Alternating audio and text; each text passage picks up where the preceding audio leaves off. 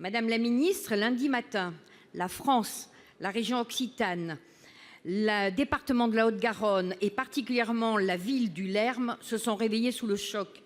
Je souhaite d'abord apporter tout mon soutien et ma compassion aux familles endeuillées. Ce que redoutaient toutes les personnes concernées par la dépendance et par l'accueil réservé à nos aînés venait de se produire. Une crise sanitaire majeure dans un EHPAD, une situation dramatique avec le décès dans la nuit de 5 pensionnaires et l'hospitalisation d'une quinzaine de personnes. Je ne reviendrai pas, madame, sur la chaîne des dysfonctionnements qui a conduit à ce désastre humain. Laissons la justice faire son travail. Vous avez insisté sur la volonté d'en comprendre les causes, de tirer les enseignements de ce tragique événement. Mais, madame la ministre, nous connaissons une partie des causes. Je vous avertissais déjà au travers de ma question orale, tristement prémonitoire du 12 février dernier. Le manque cruel d'effectifs, l'absence de revalorisation des métiers du grand âge et de leur rémunération, l'épuisement du personnel qui, régulièrement se mettant en grève, tente d'alerter sur les rythmes de travail et dénonce les conditions de prise en charge de nos aînés. L'humain n'est plus au cœur de notre mission d'accompagnement des personnes âgées, alors même que certains EHPAD génèrent des profits substantiels. Madame la ministre, ma double question est simple. Le rapport Libault sur le grand âge et l'autonomie qui vient de vous être remis fait des propositions.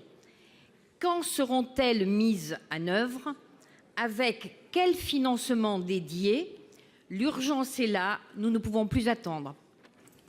Pour vous répondre, la parole est à Madame la ministre des Solidarités et de la Santé. Madame Agnès Buzyn, vous avez la parole, Madame la ministre. Merci, Monsieur le Président. Madame la sénatrice Micouleau, merci évidemment de me permettre de répondre sur un enjeu majeur de société. Nous sommes tous évidemment sensibles à ce drame qui est survenu dans la nuit de dimanche à lundi dans un EHPAD de votre département. Je m'y suis rendue mardi pour rencontrer les familles des victimes et les personnes qui ont été hospitalisées, ainsi que le personnel qui était aussi très choqué. C'est un personnel très engagé, d'après les familles que j'ai pu rencontrer.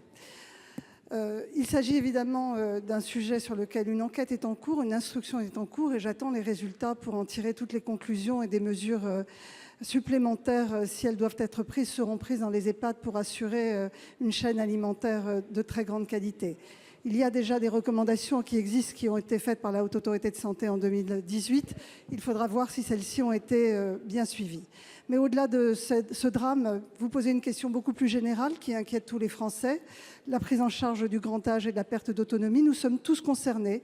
Il y a urgence à agir. Il y a trop longtemps que nous reculons devant cet obstacle, parce que, effectivement, cela nécessite une réorganisation complète du secteur, ainsi que des financements conséquents pour améliorer la prise en charge de nos aînés, augmenter le nombre de personnels auprès des personnes âgées, améliorer la prise en charge à domicile, revaloriser les métiers.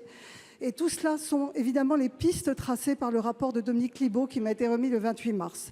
Un groupe de travail en urgence va m'apporter des conclusions sur la revalorisation des métiers autour de la personne âgée. Je pense que c'est l'urgence aujourd'hui pour rendre ces métiers de nouveau attractifs et veiller à la bientraitance des personnes âgées.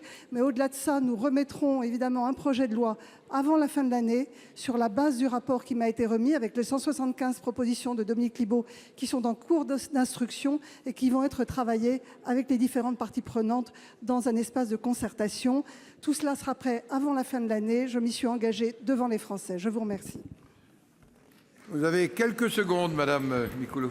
Merci, Madame la ministre. Nous serons très attentifs aux résultats. Sachez que nos aînés méritent mieux qu'un abandon de la solidarité nationale, et nos personnels soignants méritent mieux aussi qu'un désengagement de l'État. Merci.